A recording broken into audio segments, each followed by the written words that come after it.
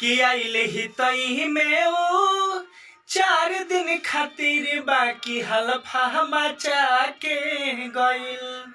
तो hi friends, स्वागत है आप सभी को आपका इस अपने यूट्यूब चैनल म्यूजिकल दोस्त में।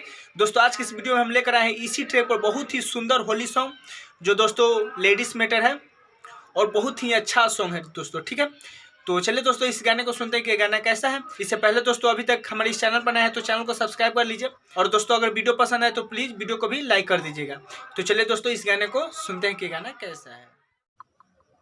तो देखिए दोस्तों मुखरा कुछ इस तरह से सुनिए कि डरे होली में जीव धर के बावे राउर पीछे कारी बर के डाली हलके हलके सुनिए पिया ना तो लागी रंगमा छलके हो डाली हलके हलके सुनिए पिया ना तो लागी रंगमा छलके हो डरे होली में जीव धर के बावे राउर पीछे कारी बर के डाली हलके हलके सुनिए पिया ना तो लागी रंगमा छलके।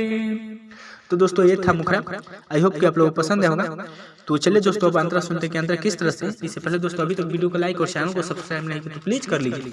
तो चलिए दोस्तों सुनते हैं। तो सुनिए दोस्तों अंतरा कुछ इस तरह से कि चढ़ते फागुन सब लगनी रहुआ गिजे बहरी से डाली मोहन भीतरी पसी जे कि चढ़ते फागुन सब लगनी रहुआ गिजे बहरी से डाली मोहन भीतरी पसी जे कि ऐसे कोरी जानी लागे धर के दोनों छुई जानी गल बर के डाली हलके हलके सुनिए पिया ना तो लागी रंगवा छलके हाँ डाली हलके हलके सुनिए पिया ना तो लागी रंगवा छलके।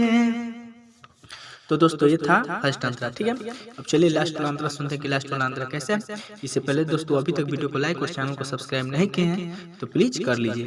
तो सुनिए दोस्तों ऐसे न करी बात मनली कुनल हो मिस मिस दोनों गाल कोई दहनी लाल हो कि ऐसे न करी बात मनली कुनल हो मिस मिस दोनों गाल कोई देनी लाल हो कि देखी लागल पंख सारी सर के अब होई गइल छोरी कर के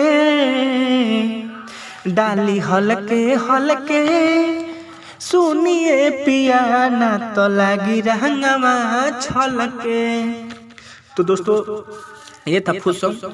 आई होप कि आप लोगों को पसंद होगा। तो चलिए दोस्तों अब फिर मिलते हैं अगले वीडियो में। वीडियो देखने के लिए धन्यवाद।